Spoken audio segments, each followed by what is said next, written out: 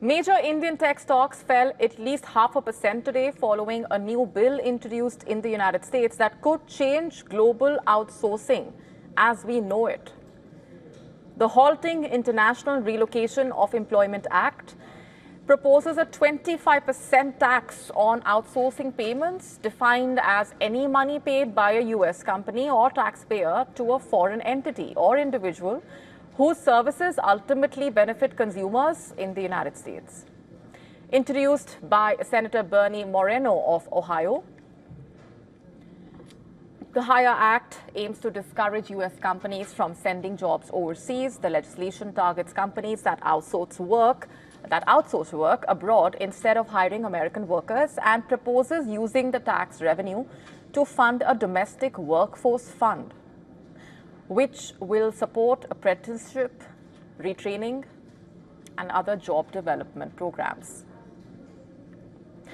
Senator Moreno says the era of chasing slave wages abroad must end. And if passed, this bill could significantly reshape the way American firms do business, especially in industries heavily reliant on offshore talent like technology and customer support. For US companies, meanwhile, the cost of doing business may soon rise. The 25% outsourcing tax, coupled with no tax deductions, could actually pressure corporate profit margins. Already, American clients of Indian IT firms are set to be tightening their tech budgets and re-evaluating long-term contracts. And for India, one of the world's largest outsourcing destinations, the stakes are high. Indian tech majors earn more than 50% of their revenue from American clients. While some analysts say there is no immediate threat, they warn that margins could shrink and pricing pressure may increase.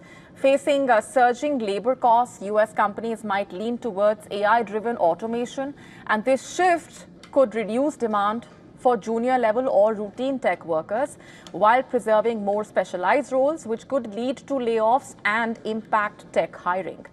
And to cope with the situation, Indian tech firms may need to diversify their client base away from the US or shift services to automation and higher value offerings.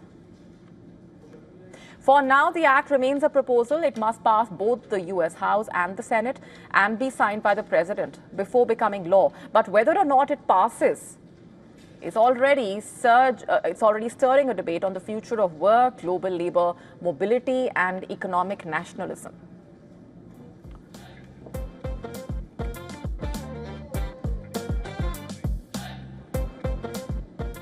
And for more on all of this, we have been joined by Neeti Sharma, CEO of TeamLease Digital, live from Bengaluru. Thanks for being here. I have to ask you, how will the proposed bill, according to you, impact the Indian tech sector?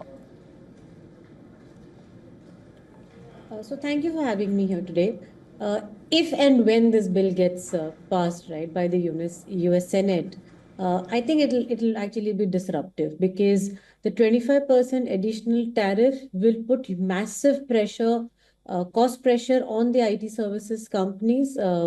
As it is for the last 2 years, the IT sector in India, and I think even globally, has seen major impact purely because of what's happening in global economies. While all of that is happening and the cost pressure will be immense, today India has actually gone beyond just being a cost play for most global organizations. The US companies absolutely so, because while the American companies have outsourced a large part of their tech development work in India, it is not just because we bring a 1:4 or a 1:5 cost arbitrage, but now specifically post the pandemic era, we see there's a very high value work that is being done in India. So while yes, there will be a cost disruption, and that will be put that put immense pressure on the Indian IT sector.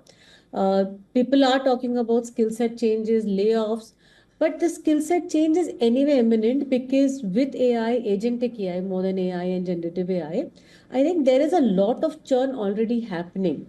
Most companies are going to move from just the L1 jobs, which are very high volume jobs in India today, to bring more value to what they're doing to their end customers. So while productivity and efficiency will just be one play in the whole game, with the tariff coming in, I think there'll be many more organizations looking at how do I do higher value, work along with obviously what I continue doing in volume play with other countries.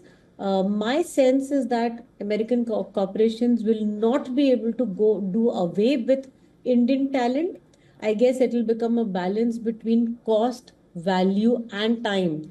Before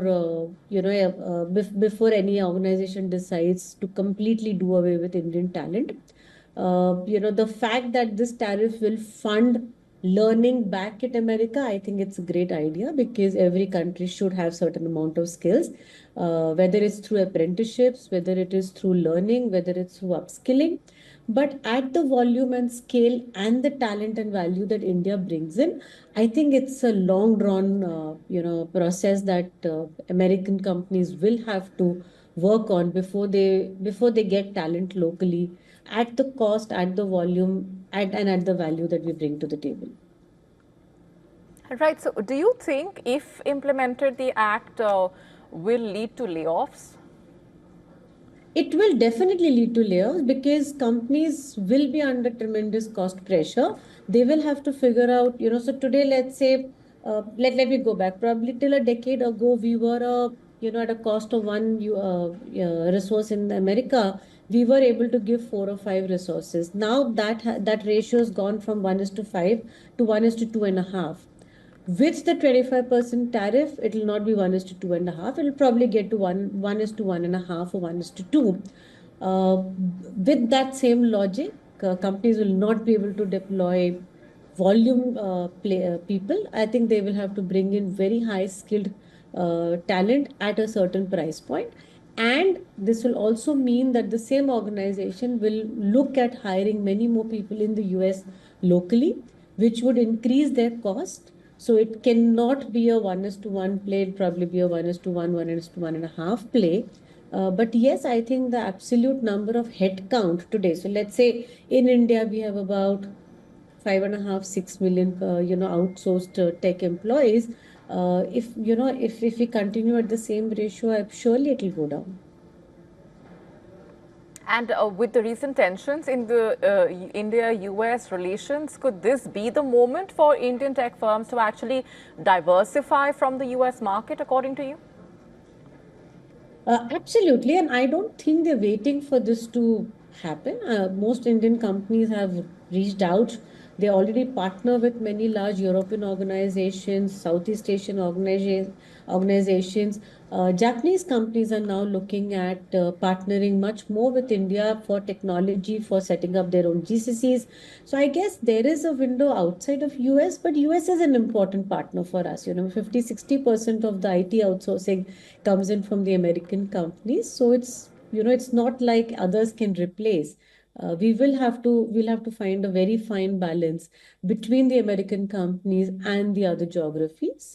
Needless to say, every other geography is also important, but the volumes and the money comes in largely from the US right now. All right, we're leaving it there for the moment. Thanks very much. Thank you.